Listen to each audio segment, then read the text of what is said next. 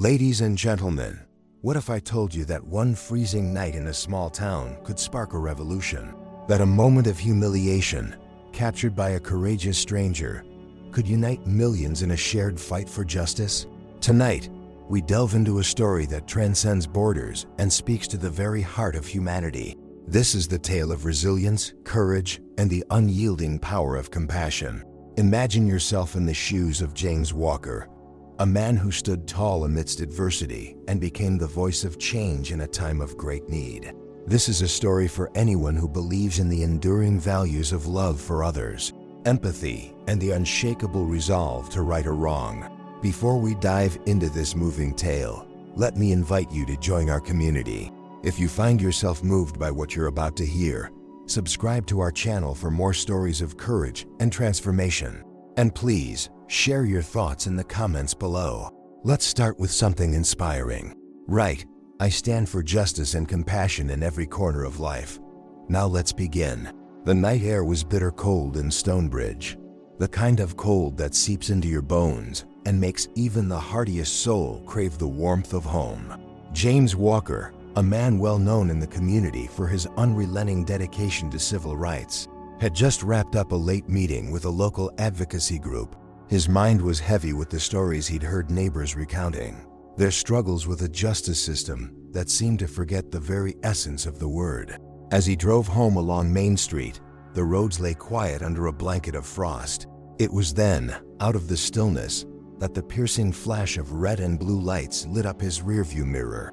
James's chest tightened, a reaction ingrained from years of hearing and fighting against stories of unchecked authority. He pulled over, his breath visible in the icy air as he rolled down the window. Two officers approached, their demeanors more intimidating than professional. "License and registration," barked Officer Carter, a burly man with a harsh tone. James complied without question, handing over his documents. Yet, something in Carter's eyes spelled trouble. It wasn't long before Officer Monroe joined his partner, their conversation audible through the open window. "He's one of those guys," Monroe sneered. "The lawyer who's always meddling in police business." James's reputation, it seemed, had preceded him. What should have been a routine traffic stop quickly spiraled into a shocking abuse of power. Accusing James of resisting their orders, a baseless claim, they ordered him out of the car. The cold bit at his skin as he stood on the icy pavement, his suit woefully inadequate against the elements. "Let's see how tough you are," Carter said, his voice laced with mockery. "Get down, push-ups, now." James hesitated, stunned by the absurdity of the demand. When he protested, Monroe grabbed his arm roughly, shoving him to the ground. The officers laughed as James, a 52-year-old man, was forced to perform push-ups on the freezing asphalt. Humiliation. That was their aim. Yet James, even in his degradation, refused to break. He looked up at them, his voice steady and calm despite his trembling body. "This is wrong, and you know it," he said. "You will be held accountable." Unbeknownst to all three, a young woman named Ellie stood just a few feet away, her phone capturing every moment. Ellie was no stranger to the stories of police overreach in Stonebridge, but witnessing it firsthand stirred something deep within her. Later that night, she uploaded the video to social media with the caption, "No one is above the law, not even the law itself." Within hours, the video began to gain traction. By morning, it was viral. Millions of views, thousands of comments. The hashtags #JusticeForJames and #StandWithStonebridge began trending. But this was only the beginning. Ellie's video became a beacon of light in a dark corner of the world, illuminating the systemic injustices so many had endured in silence. It was no longer just about James Walker. It was about everyone who had been mocked, humiliated, and oppressed. The footage exposed not just an abuse of power, but a wound that had festered for far too long in the soul of the community. James awoke that morning to a flood of messages. Friends, colleagues, and even strangers reached out, expressing their outrage and support. His initial reaction was one of disbelief. How could something so personal, so painful, have become a rallying cry for justice? But as the hours passed and the story spread, James began to see the larger picture. This was a moment of reckoning. He could not let the public's outrage dissipate into silence. He made his first public statement that evening, standing on the steps of Stonebridge's courthouse. His voice, though weary, carried a strength born of conviction. "This is not just my story," he said to the cameras. "It is the story of countless others who have faced similar injustices, often without witnesses, without recordings, and without support. It's time for change." The crowd that gathered erupted in applause, their cheers echoing into the cold night. Among them were people of all ages, races, and backgrounds, united by a common cause. Stonebridge, once a quiet town, was now the epicenter of a movement. And so, what began as a single night of humiliation became the seed of a nationwide conversation. The video's viral status pushed media outlets, activists, and even politicians to take notice. The abuse of power that shocked a community was now shocking the nation. But what came next would truly define the movement. How would James Walker, a man of principle and dignity, channel this sudden wave of support into meaningful action? How could one moment of injustice transform into a lasting legacy of reform? The answers lay ahead. What happens when a community, united by outrage, demands accountability? In the next chapter, we'll explore the moment when the abuse of power is met head-on by the unstoppable force of collective action. Stay with us, because this story is far from over. James Walker's story had captured the nation's attention, but the chilling details of that night revealed a deeper and more sinister pattern. As the video of the incident circulated, it exposed a side of law enforcement that many had experienced but few had seen so vividly. This was not just about a traffic stop gone wrong. It was about unchecked power, and the power was not just about a traffic stop gone wrong. It was about unchecked power and the systemic failure to hold those who wield it accountable. For James, the humiliation he endured was not merely personal. It symbolized a long history of marginalized voices being silenced and justice being ignored. As he watched the video for the first time, his chest tightened, not from the pain of his own experience, but from the weight of understanding. He was now a symbol, and symbols carried responsibility. Carter and Monroe, the two officers involved, were no strangers to controversy. A subsequent investigation revealed a history of complaints against them, ranging from excessive force to racial profiling. But these complaints had never led to disciplinary action. The system had protected them, allowing their behavior to escalate unchecked. That night, their actions went beyond protocol and common decency. Ordering James to perform push-ups on frozen pavement was not a lawful command. It was an act of domination, meant to strip him of his dignity and reinforce their perceived authority. Their mockery was loud and pointed. "Look at him struggle. Maybe the big-shot lawyer isn't so tough after all," Carter sneered. "Should we make him jog next?" "Bet he'd love that," Monroe added, chuckling. To anyone watching, it was clear this wasn't about enforcing the law. It was about belittling a man who dared to challenge the system they represented. James later admitted that in those moments, as the icy pavement bit into his palms and his muscles trembled with effort, he felt a surge of emotions, anger, humiliation, and a profound sadness. But even in his vulnerability, he found strength in the thought that he could not let them break him. "It wasn't just about me," James would later recount in an interview. "It was about everyone who'd ever been treated as less than human by those sworn to protect them. I couldn't let them win." His composure, even under such demeaning circumstances, became a focal point for the public. People admired his restraint and dignity, contrasting it with the officer's blatant cruelty. Ellie, the young woman who recorded the incident, later revealed her own fears that night. She had been walking home from her part-time job when she stumbled upon the scene. At first, she hesitated, unsure whether to intervene or keep walking. But something inside her, call it conscience or courage, compelled her to stop and press record. "I knew it wasn't right," she said during a televised interview. "I couldn't just walk away. If I didn't capture it, who would believe him?" Ellie's actions were not without risk. She stayed out of sight to avoid drawing the officer's attention, but the danger of being caught lingered in her mind. Still, she remained, her phone steady as she documented every second. Her video, though shaky in parts, was a testament to the power of ordinary people taking extraordinary action. In a world where many turn a blind eye, Ellie's courage became a rallying cry. When the video hit social media, the response was immediate and overwhelming. People from all walks of life shared it, tagging news outlets and advocacy groups. The hashtags #JusticeForJames and #StopTheAbuse began trending within hours, drawing attention to the broader issue of police misconduct. Comments poured in, many sharing their own stories of encounters with abusive officers. The video became more than a piece of evidence. It was a mirror reflecting the systemic failures that had allowed such behavior to persist. Outrage quickly turned into action. Local activists organized protests, demanding accountability not just for Carter and Monroe, but for the entire Stonebridge Police Department. National organizations joined the cause, amplifying the call for justice. As the momentum grew, so did the scrutiny on the Stonebridge Police Department. Under pressure from the public and media, the department announced an internal investigation. But for many, this was not enough.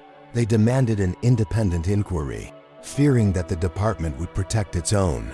James, true to his nature as an advocate, took an active role in these efforts. He partnered with legal experts and civil rights organizations to ensure the investigation would be transparent and impartial.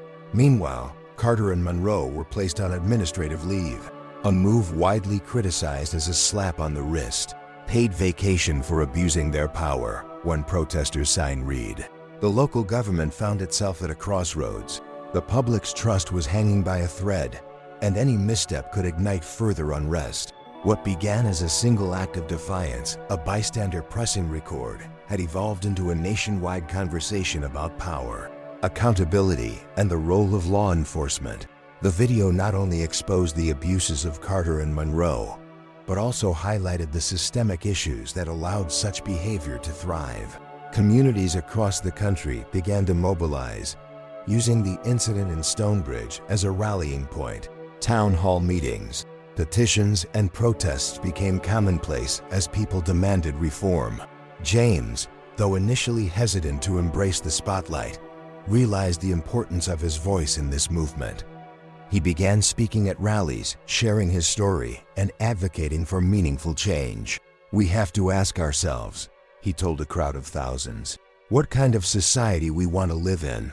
One where power is abused without consequence, or one where every person, regardless of their status or background, is treated with dignity and respect."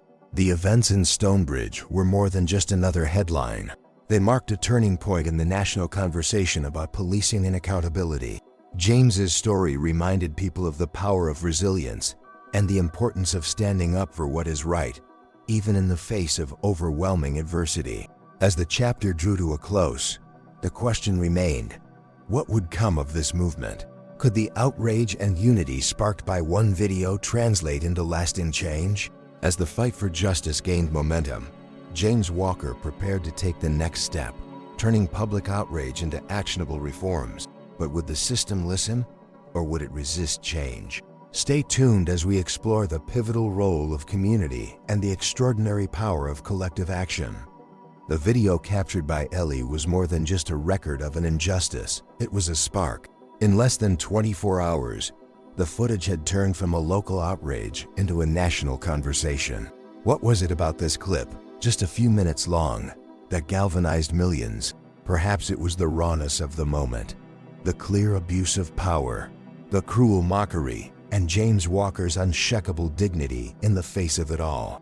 Ellie hadn't expected her post to go viral. She was a college student with fewer than 200 followers on social media.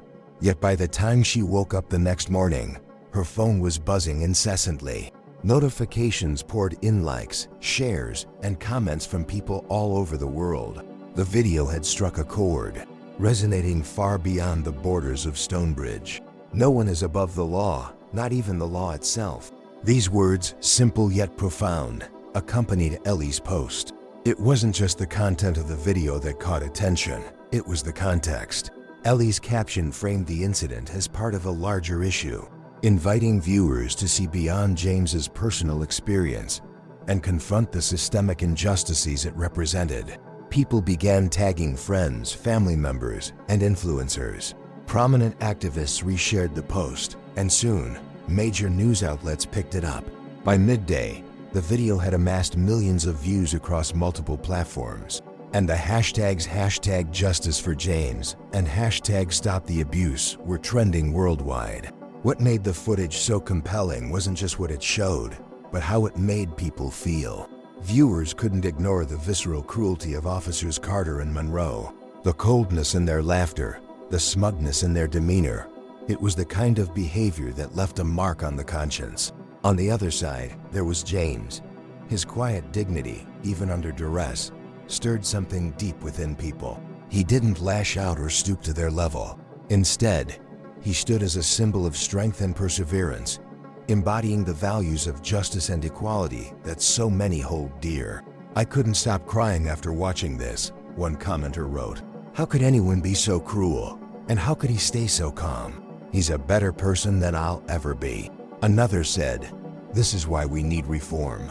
If this can happen to a respected attorney, imagine what happens to people without his resources or reputation."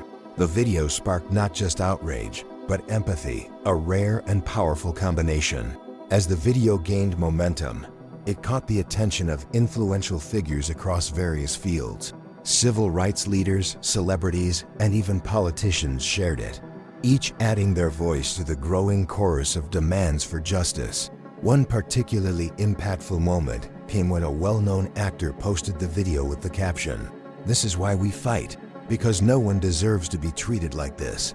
Stand up. Speak out." The ripple effect was extraordinary. Within hours, the post had reached tens of millions of followers, bringing even more attention to the incident. News anchors debated the footage on primetime television. Editorials dissected its implications, drawing connections to broader issues of police misconduct and systemic inequality. The video was no longer just a local story. It had become a symbol of a national reckoning. The viral nature of the video underscored the power of technology in the fight for justice. In an era where everyone carries a camera in their pocket, moments of injustice can no longer hide in the shadows. James himself acknowledged this in a public statement. "If not for that brave young woman and her phone, my story might have ended in silence.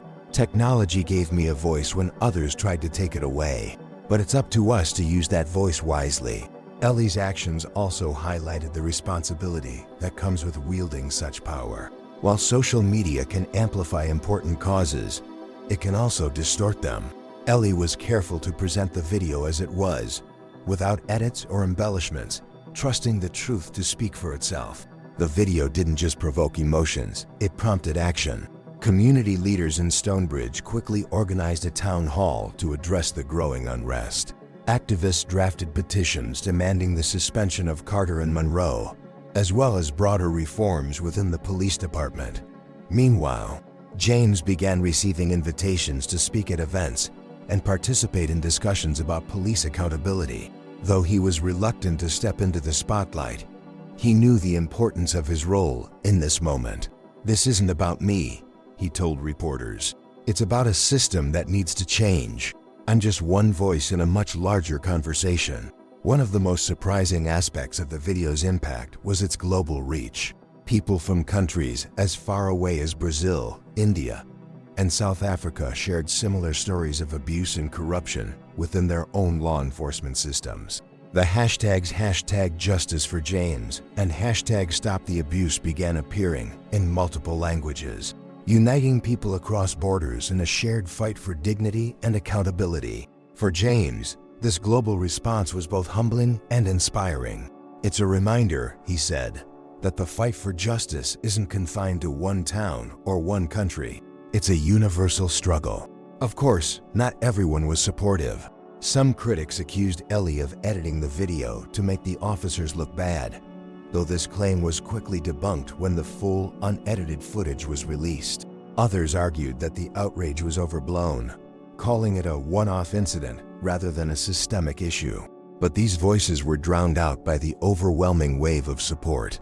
The video had laid bare a truth that could not be ignored: and the public was determined to hold those in power accountable. As the days passed, the video continued to gain traction, reaching audiences far beyond what anyone had anticipated. It was clear that this was more than a fleeting moment of outrage. It was a tipping point. James, now at the center of this movement, began working with local and national organizations to channel the energy into tangible reforms. He met with lawmakers, spoke at rallies, and even consulted with policy experts to draft proposals aimed at preventing similar incidents in the future. "This is just the beginning," he told a packed auditorium during one of his speeches. "The question is, what will we do with this momentum? Will we let it fade, or will we turn it into lasting change?" As the video's impact continued to grow, James Walker prepared to confront the very institutions that had allowed this injustice to occur. But could one man, even with the backing of millions, truly bring about systemic change? Join us as we explore the next chapter, the fight for accountability, and the pivotal decisions that would shape the future of Stonebridge and beyond. The fire sparked by Ellie's video had grown into a roaring blaze, one that no amount of damage control could extinguish. What began as a local incident in Stonebridge had become a nationwide outcry for justice. The hashtags #Justice for James and #StopTheAbuse were no longer just social media trends. They were rallying cries that echoed in the hearts and streets of millions. This moment wasn't just about James Walker or even the two officers involved. It had become a symbol of a broken system, one that countless individuals had endured in silence. Now their voices were finally being heard, and they were louder together than anyone could have imagined. Across the country, people began organizing in ways that were both immediate and profound. In major cities and small towns alike, rallies were held to demand police accountability. Streets filled with diverse crowds: students, professionals, retirees, parents pushing strollers, united by a shared sense of outrage and determination. The signs they carried bore messages that resonated deeply. Justice is not optional. Protect and serve, not abuse and harm. We are all James Walker. Some protesters had never attended a rally in their lives, but something about this story compelled them to take a stand. Perhaps it was the universality of the injustice, a reminder that anyone, regardless of status or privilege, could find themselves on the wrong side of unchecked power. James's ordeal also encouraged others to come forward with their own experiences. Social media became a platform for survivors of police abuse to share their stories, each post adding to the collective outrage. One man recounted how he had been wrongly detained for hours simply because he fit the description. A woman shared how her teenage son had been harassed on his way home from school. These were not isolated incidents. They were threads in a larger tapestry of systemic failure. The sheer volume of these accounts painted a picture that was impossible to ignore. This wasn't about a few bad apples. It was about a tree whose roots had long been poisoned. As the movement grew, it attracted allies from various walks of life. Faith leaders, community organizers, and even former law enforcement officers lent their voices to the cause. Many of them emphasized the importance of empathy and understanding, urging people to channel their anger into constructive action. One retired police chief spoke at a rally, his voice trembling with emotion. "I served in law enforcement for 30 years, he said, "and I can tell you the majority of officers want to do good. But the system we operate in often rewards the wrong behaviors and punishes those who speak out. It's time to change that." His words were met with thunderous applause, a testament to the power of unity even in the face of division. The momentum of the movement soon reached the halls of power. Lawmakers who had long ignored calls for police reform found themselves inundated with demands for action. Petitions flooded their offices, and constituents packed town hall meetings, refusing to be placated by empty promises. At the federal level, discussions about police accountability gained traction. Proposals for independent oversight committees, mandatory body cameras, and de-escalation training were suddenly on the table. While progress was slow, the very fact that these issues were being addressed was a victory in itself. James, ever the advocate, played a key role in these efforts. His background as an attorney gave him the tools to navigate the complexities of policymaking. While his lived experience lent authenticity to his arguments, he became a sought-after speaker, delivering testimony before legislative committees and inspiring others to join the fight. One of the most remarkable aspects of the movement was its inclusivity. People from all backgrounds, races, and political affiliations came together to demand change. This wasn't just a fight for one community, it was a fight for the soul of the nation. At a rally in New York City, a young woman held a sign that read, "I'm here because my brother can't be." Standing beside her was an elderly man with a sign of his own, "Justice for the next generation."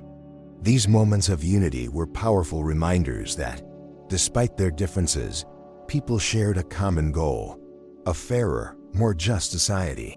Of course, not everyone supported the movement. Critics argued that the protests were anti-police, accusing activists of painting all officers with the same brush. Some political figures dismissed the movement as performative, while others attempted to shift the narrative by focusing on unrelated issues. But these efforts to discredit the movement only seemed to strengthen its resolve. For every detractor, there were dozens of supporters ready to defend the cause. James addressed this backlash with his characteristic calm and clarity. "This isn't about being anti-police," he explained during a televised interview. "It's about being pro-accountability. A true public servant should welcome scrutiny because it ensures they're doing their job with integrity." Despite the challenges, the movement thrived on hope. It wasn't just about exposing the flaws in the system. It was about envisioning what a better system could look like. Community meetings became think tanks for reform, with participants brainstorming solutions and sharing ideas. Activists organized workshops to educate people about their rights and empower them to hold institutions accountable. For James, these moments were particularly inspiring. "Change doesn't happen overnight," he often said, "but every step forward is a step worth taking. And when we walk together, those steps add up." As the movement continued to grow, it began to transform not just policies, but hearts and minds. Conversations that had once been taboo about systemic racism, power dynamics, and the role of law enforcement were now taking place in homes, schools, and workplaces.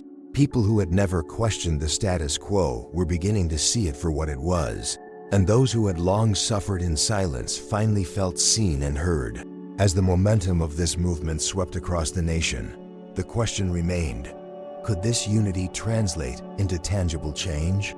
In the next chapter, we'll follow James Walker as he steps into a new role, not just as a victim, but as a leader proposing bold reforms to ensure justice for all. Stay with us, because the journey is far from over. James Walker never sought the spotlight. As a man who had spent most of his life advocating for others, he preferred the quiet, steady work of effecting change through the law. But fate had other plans. The viral video and the subsequent movement catapulted him into a position of national prominence, and with it came a responsibility he could not ignore. What set James apart wasn't just his resilience or his eloquence. It was his ability to turn pain into purpose. Rather than allowing the humiliation he endured to define him, James chose to channel it into a fight for justice that went far beyond his own experience. He became a voice for millions, a symbol of hope, perseverance, and the power of standing up against injustice. For years, James had worked behind the scenes, representing victims of discrimination and abuse in the courtroom. His reputation as a skilled attorney and a compassionate ally was well established in Stonebridge, but few outside the town knew his name. The events of that fateful night changed everything.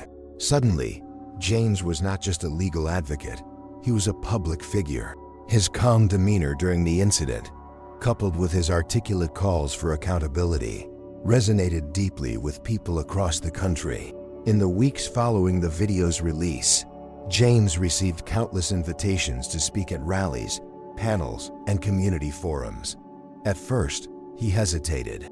Public speaking was not his forte, and the weight of being a symbol felt overwhelming. But as he read the letters and messages pouring in stories of pain, gratitude, and solidarity, he realized that his voice was needed now more than ever.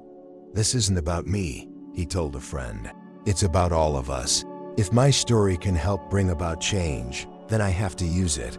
James knew that outrage alone wasn't enough to create lasting change. It needed to be channeled into actionable reforms, and he was determined to lead the charge. Drawing on his legal expertise and the input of activists, community leaders, and policy experts, he began crafting a comprehensive plan to address police misconduct. His proposals were both ambitious and practical. Focusing on 3 key areas, James argued that internal investigations were inherently flawed, as they often lacked transparency and accountability. He called for the creation of independent oversight committees composed of community members, legal experts, and retired law enforcement officers. These committees would ensure that allegations of misconduct are investigated fairly and thoroughly. He explained during a televised interview, accountability should never be optional. James advocated for the widespread use of body cameras to provide an objective record of interactions between police officers and the public.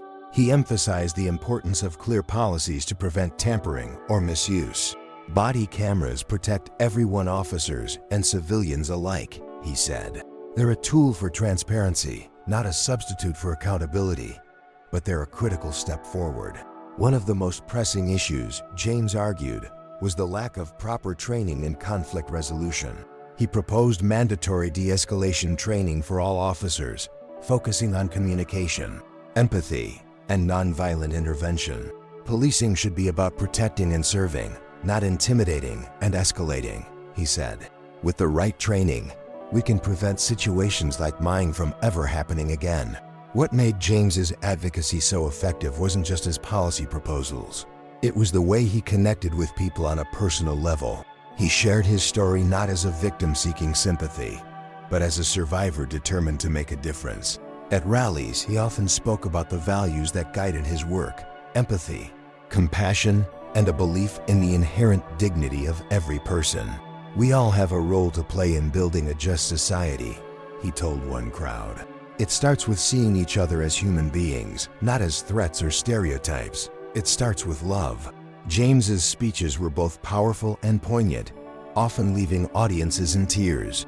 But they also inspired action, urging people to move beyond outrage and become active participants in the fight for reform.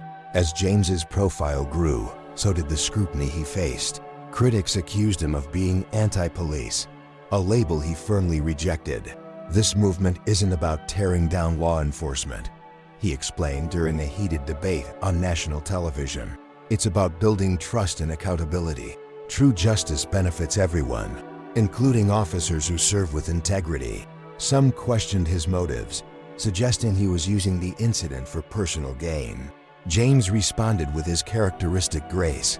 If standing up for what's right makes me a target, so be it. My only goal is to create a system where no one has to go through what I did. Despite the challenges, James remained steadfast. He knew that meaningful change was never easy, and he was prepared to face the obstacles head-on. One of the most profound aspects of James's journey was the way it inspired young people to get involved. Across the country, students organized walkouts, held fundraisers, and started grassroots campaigns to support his proposals. James often spoke directly to these young activists, encouraging them to stay engaged and reminding them of their power to shape the future. "You are the leaders of tomorrow," he told a group of college students. "But you don't have to wait for tomorrow to make a difference. Your voices matter today." His message of hope and empowerment resonated deeply, fostering a sense of purpose and possibility in a generation eager for change. Despite his newfound fame, James remained grounded. He continued his work as an attorney, representing clients who faced discrimination and injustice. He volunteered at local shelters and community centers, never losing sight of the values that had guided him long before that fateful night. For James, the fight for justice was not about seeking recognition. It was about honoring the principles he held dear: fairness, compassion, and the belief that every person deserves to be treated with dignity. As James's voice grew louder, so did the movement he inspired. But would his proposals for reform be enough to sway the powers that be? In the next chapter, we'll witness a pivotal moment as James confronts the leaders of Stonebridge with a bold plan for change. The stakes are high, and the outcome could shape the future of a nation. Stay tuned. Stonebridge Town Hall had never seen such a crowd. On an unseasonably warm evening, the air inside was thick with tension, anticipation, and an undercurrent of hope. The small council chamber was packed wall to wall, with people spilling into the hallways and congregating outside, straining to catch glimpses of the proceedings on live-streamed screens. The community, united by outrage and a thirst for change, had turned out in droves for what was expected to be one of the most significant meetings in the town's history. At the center of it all stood James Walker, poised and resolute. He wasn't just here to recount his ordeal. He was here to demand reform. The days leading up to the council meeting had been a whirlwind of activity. Activists organized marches and petition drives, collecting thousands of signatures calling for accountability and systemic change. Local businesses displayed signs in their windows reading, "Justice for James, justice for all." The pressure on the town council was immense. Public officials, long accustomed to operating with little scrutiny, now found themselves under a glaring spotlight. Media vans lined the streets outside Town Hall, and reporters jostled for interviews with community members. For James, this was a pivotal moment. Months of advocacy, organizing, and painstaking preparation had led to this point. He knew that if real change was to happen, it would have to start here. As the meeting began, the atmosphere was electric. Council members, seated in a semicircle at the front of the room, shuffled nervously as the audience murmured in anticipation. Mayor Linda Hayes, known for her calm demeanor, called the session to order, her gavel barely audible over the din.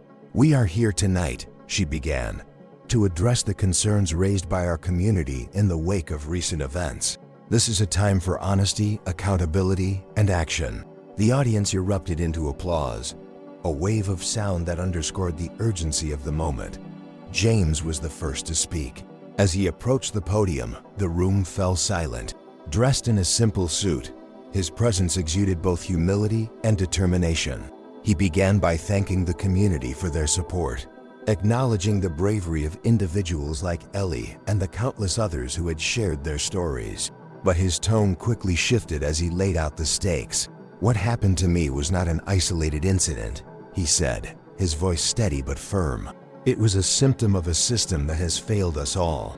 Tonight, we have an opportunity, no, an obligation to begin fixing that system." James's presentation was meticulous, a testament to his legal expertise and unwavering commitment to justice. He began with the facts, detailing the events of that night and the subsequent investigation into Officers Carter and Monroe. He presented evidence of their prior misconduct, including internal reports that had been quietly buried. Next, he outlined the broader issues at play: systemic biases, lack of accountability, and the culture of impunity that allowed abusive behavior to persist. His words were not accusatory, but incisive, cutting through the noise to expose the root of the problem. Finally, he unveiled his proposed reforms.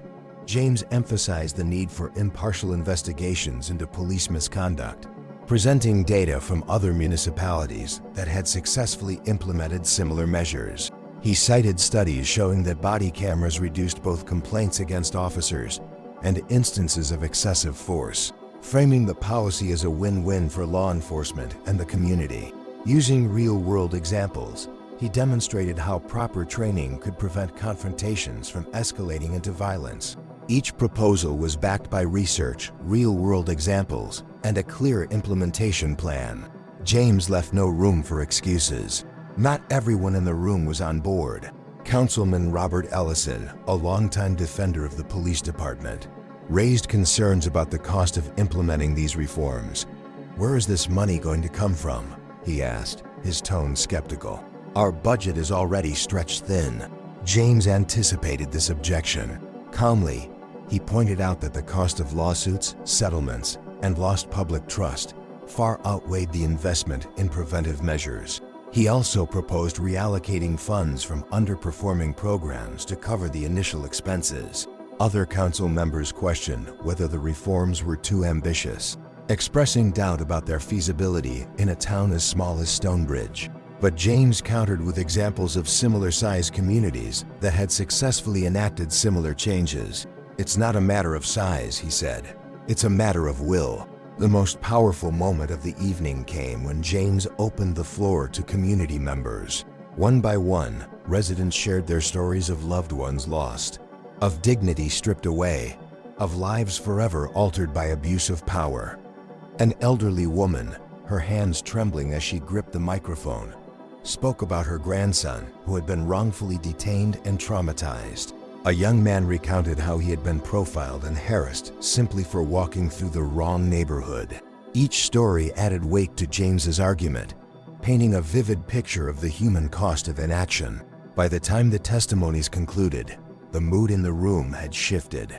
The resistance that some council members had shown earlier began to waver, replaced by a sense of responsibility and urgency. After hours of debate and discussion, it was time to vote. The tension was palpable as Mayor Hayes called for the roll. One by one, council members cast their votes, their voices steady but heavy with the knowledge of what was at stake. When the final vote was tallied, the room erupted in cheers. The council had approved James's proposals, marking a historic moment for Stonebridge. Mayor Hayes addressed the crowd, her voice choked with emotion. "This is just the beginning," she said. "Tonight, we've taken the first step toward building a better, fairer community. But the work doesn't end here. It's up to all of us to ensure these reforms are implemented and upheld." For James, the victory was bittersweet. While he was grateful for the progress, he knew that the road ahead would be long and challenging. Implementing the reforms would require persistence, vigilance, and the continued support of the community. Still, as he stepped outside into the cool night air, surrounded by the cheers and applause of his neighbors, he allowed himself a moment of quiet pride. This was more than a personal triumph. It was a step forward for everyone who had ever been silenced, dismissed, or mistreated. As the reforms in Stonebridge began to take shape, James Walker's fight was far from over. In the next chapter, we'll see how this small-town victory inspired a nationwide movement, proving that real change is possible when people come together. Stay tuned to see how one man's resilience became a rallying cry for justice across the country. The vote in Stonebridge was a monumental victory, but it was only the beginning. While the reforms marked a turning point for the town, their true significance lay in the movement they inspired. Across the nation, communities watched Stonebridge with rapt attention, taking notes on how an ordinary town had dared to challenge the status quo and won. For James Walker, the days following the council meeting were a whirlwind of activity. He found himself at the center of a rapidly growing movement, one that extended far beyond the borders of his hometown. And while he was still adjusting to his new role as a national figure, he was also deeply moved by the power of the people who had risen to support him. What happened in Stonebridge quickly became a blueprint for action in other communities. Inspired by James's story and the town's bold reforms, activists and leaders in cities and towns across the country began organizing their own campaigns for accountability and justice. In some places, residents demanded the creation of independent oversight committees modeled after Stonebridge's new system.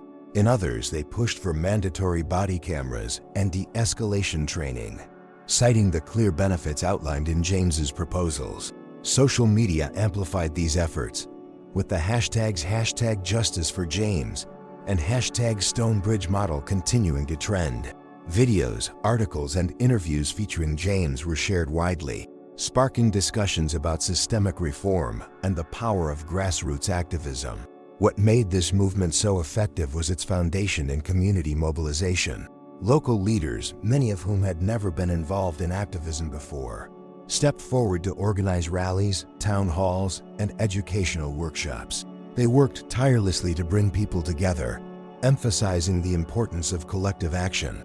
In one small town in Illinois, a group of high school students organized a rally to demand accountability for a series of police misconduct cases. Their signs read, "If Stonebridge can do it, so can we." In a larger city like Atlanta, community organizers launched a campaign to audit the police department's internal investigations. citing Stonebridge's reforms as a benchmark for transparency. These efforts were not without challenges. Organizers faced resistance from entrenched interests, skepticism from some residents, and the sheer logistical difficulties of mobilizing large groups of people. But they persisted, drawing strength from the knowledge that they were part of something much bigger than themselves. One of the most remarkable aspects of the movement was its inclusivity. People from all walks of life, different races, ages, and political affiliations came together in pursuit of a common goal. At a rally in Los Angeles, a retired police officer stood alongside a young activist, both holding signs calling for reform. "We may not agree on everything," the officer said during a speech, "but we both want a system that's fair and accountable. That's what unites us." In New York City, an interfaith coalition of religious leaders organized a prayer vigil for justice, bringing together people of different faiths to stand in solidarity. This unity sent a powerful message. Change was not just possible, it was inevitable when people worked together. James continued to play a central role in the movement, using his platform to highlight the stories of others who had faced similar injustices. He believed that storytelling was one of the most powerful tools for change, capable of breaking down barriers and building empathy. During a nationally televised interview, James shared the story of a young mother who had written to him about her son. The boy, just 14 years old, had been wrongly detained and traumatized by the experience. "She told me she didn't know how to help him heal," James said, his voice thick with emotion. "But she said our movement gave her hope. That's why we're doing this for families like hers." James's ability to connect on a human level made him an effective advocate and a beloved figure within the movement. As the movement grew, rallies became a central feature, drawing thousands of people to city squares, parks, and government buildings. These gatherings were more than just demonstrations. They were celebrations of resilience, courage, and the power of collective action. At one rally in Washington, D.C., James addressed a crowd of over 50,000 people. "We are here today because we believe in something bigger than ourselves," he said, his voice ringing out over the sea of faces. "We believe in justice, we believe in accountability, and we believe that together we can build a better future." The crowd erupted in cheers, their energy palpable. Many described the rally as a transformative experience, one that renewed their commitment to the cause. The movement was not without its obstacles. Opponents tried to discredit the reforms, arguing that they were impractical or unfair to law enforcement. Some media outlets attempted to shift the narrative, focusing on isolated incidents of unrest rather than the broader goals of the movement. But the organizers, inspired by James's unwavering resolve, refused to be deterred. They countered misinformation with facts, organized peaceful demonstrations, and continued to build alliances across communities. James often reminded his supporters of the importance of staying focused and united. "Change is never easy," he said during a particularly challenging week, "but history shows us that it's always worth it." Over time, the movement began to yield tangible results. Cities and towns across the country implemented reforms similar to those in Stonebridge, leading to greater transparency, accountability, and trust between law enforcement and the communities they served. In many places, these changes were accompanied by a shift in culture. Police departments began emphasizing community-oriented policing, prioritizing relationships and collaboration over intimidation and control. While there was still much work to be done, the progress was undeniable. For James, seeing the impact of the movement was both humbling and inspiring. What had started as a painful, humiliating experience had blossomed into a nationwide call for justice, driven by the courage and compassion of countless individuals. "This isn't just my story," he often said. "It's our story, and together we're writing a new chapter in the fight for justice." As the movement gained momentum, it began to challenge not only local systems, but also the larger structures that allowed injustice to thrive. In the next chapter, we'll explore how this grassroots effort evolved into a nationwide push for legislative change, proving that the power of the people is stronger than any institution. Stay tuned for the next step in this incredible journey. As the months passed, The movement sparked by James Walker's story transformed from a series of local rallies into a formidable nationwide force. What began in Stonebridge had taken on a life of its own, challenging the very systems that had enabled injustice for so long. This was no longer just about police accountability. It had grown into a broader demand for systemic reform across all levels of government and society. The call for justice, equity, and dignity could no longer be ignored, and those in power were finally being forced to listen. The power of the movement lay in its persistence. It wasn't a fleeting moment of outrage, but a sustained effort driven by the unwavering resolve of everyday people. What made it so impactful was its ability to unify diverse voices around a shared purpose. In Chicago, a coalition of civil rights groups organized a march that drew over 100,000 participants. In small towns across the Midwest, churches and schools hosted forums to discuss ways to implement reforms locally. Even internationally, solidarity rallies were held in cities like London, Paris, and Johannesburg, proving that the fight for justice resonated far beyond American borders. Stonebridge was the match, one commentator noted during a televised debate, but this fire was already waiting to burn. The injustice James experienced was just the latest in a long line of abuses. What's different now is that people aren't willing to let it go. One of the most significant outcomes of the movement was its influence on legislation. As pressure mounted, lawmakers at both the state and federal levels began proposing reforms to address the systemic issues that had been exposed. Among the key initiatives gaining traction were a sweeping bill that called for standardized policies on body cameras, use of force, and independent oversight committees. The goal was to create consistency across jurisdictions, ensuring that no community would be left behind. A comprehensive package of reforms aimed at reducing racial disparities in law enforcement, increasing funding for community-based programs, and mandating de-escalation training nationwide.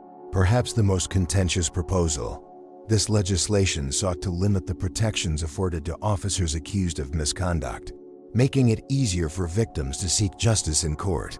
Each of these proposals faced significant opposition, particularly from powerful lobbying groups, but the movement's advocates were relentless, organizing campaigns, hosting town halls, and flooding lawmakers' offices with calls and letters.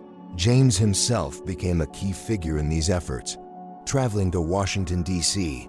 to meet with senators and representatives. His ability to articulate the human cost of inaction made him a compelling advocate, and his proposals were increasingly difficult to dismiss. The movement also began to pressure corporations to take a stand. Companies that had previously remained silent on social justice issues found themselves under scrutiny, with activists demanding they use their influence to support meaningful change. Some responded by funding community initiatives or publicly endorsing reform legislation. Others pledged to reevaluate their partnerships with law enforcement agencies, particularly those accused of misconduct. While critics dismissed these actions as performative, James saw them as an important step. "Real change requires everyone to step up," he said in an interview. "Corporations have resources and platforms that can amplify our message. If they're willing to support the cause, we should hold them to it, but also hold them accountable." Beyond the policy changes, the movement began to reshape cultural attitudes toward policing and justice. Conversations that had once been avoided or dismissed were now happening openly in living rooms, workplaces, and classrooms. Media outlets produced documentaries and special reports exploring the history of systemic injustice. Authors and artists used their work to shed light on the human impact of these issues. Even popular TV shows began to address themes of accountability and reform, reflecting the zeitgeist of the moment. These cultural shifts were particularly significant for younger generations, who were growing up in a world where conversations about equity and justice were increasingly normalized. One of the movement's greatest strengths was its ability to bring together a diverse coalition of allies. Faith leaders, educators, business owners, and even some members of law enforcement joined the cause, lending their voices and resources to the fight for reform. In one particularly moving moment, A group of police officers in Oregon marched alongside activists during a rally, holding signs that read, "We stand with our community, justice for all." Such gestures, while not without controversy, demonstrated the potential for unity even in a deeply divided landscape. Of course, the movement faced its share of resistance. Opponents argued that the reforms were too radical, too costly, or unfair to law enforcement.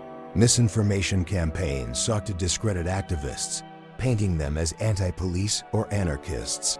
But these efforts only strengthened the resolve of the movement's supporters. Every attempt to undermine their cause was met with renewed determination, as people rallied around the core principles of justice and accountability. James often addressed this resistance directly, using his platform to clarify misconceptions and reaffirm the movement's goals.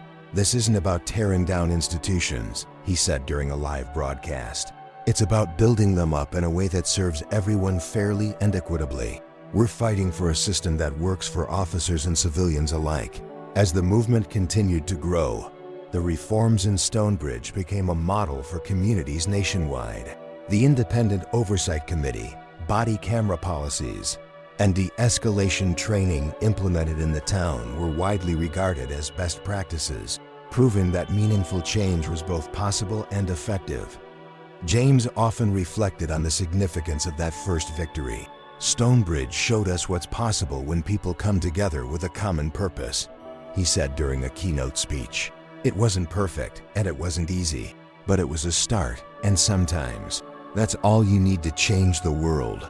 As the movement reached new heights, James Walker found himself preparing for the ultimate challenge, turning grassroots momentum into lasting, systemic reform at the national level.